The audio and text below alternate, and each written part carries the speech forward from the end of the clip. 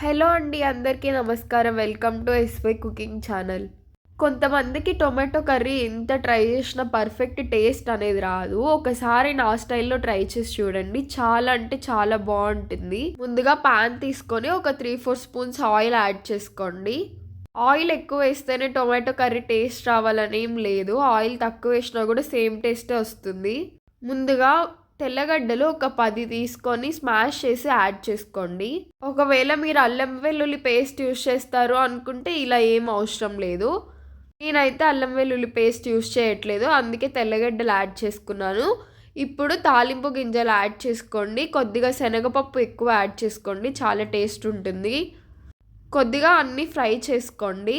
ఇప్పుడు ముందుగా కట్ చేసి పెట్టుకున్న ఒక 2 మీడియం సైజ్ ఆనియన్స్ని యాడ్ చేసుకోండి. ఇలా సన్నగా పొడవుగా కట్ చేసుకోండి.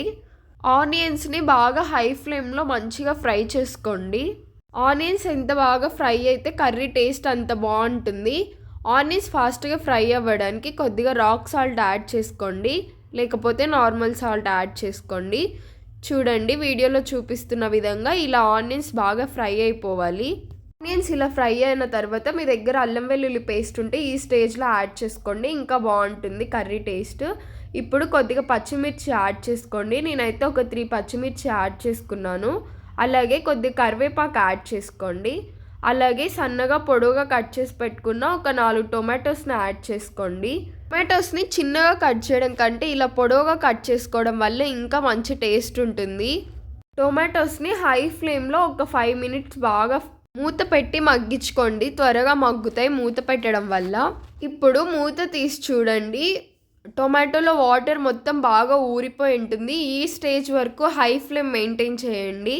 ఈ స్టేజ్కి వచ్చిన తర్వాత లో ఫ్లేమ్లో కుక్ చేసుకోండి. ఒక 15 to 20 మినిట్స్ లో ఫ్లేమ్లో కుక్ చేసుకోండి. అప్పుడే మనకి కర్రీ అనేది పుల్లగా కాకుండా టేస్టీగా వస్తుంది. ఇప్పుడు చిటికెడంత పసుపు యాడ్ చేసుకోండి. అలాగే 2 స్పూన్లు ధనియాల పొడి యాడ్ చేసుకోండి. అలాగే మీ టేస్ట్కి తగినంత కారం యాడ్ చేసుకోండి. కొద్దిగా గరం మసాలా యాడ్ చేసుకోండి, టేస్ట్ చాలా బాగుంటుంది. ఇప్పుడు బాగా మిక్స్ చేసి ఒక 2 మినిట్స్ ఇలాగే ఫ్రై చేసుకోండి.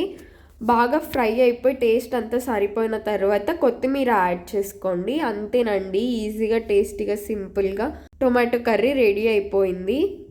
కొత్తిమీర వేసిన తర్వాత ఒక 2 మినిట్స్ ఫ్రై చేసుకొని ఆఫ్ చేసేసుకోండి. సూపర్గా ఉంటుంది టేస్ట్. ఒకసారి ట్రై చేయండి, పర్ఫెక్ట్ టేస్ట్ వస్తుంది. అస్సలు పులుపు అనేది ఉండదు.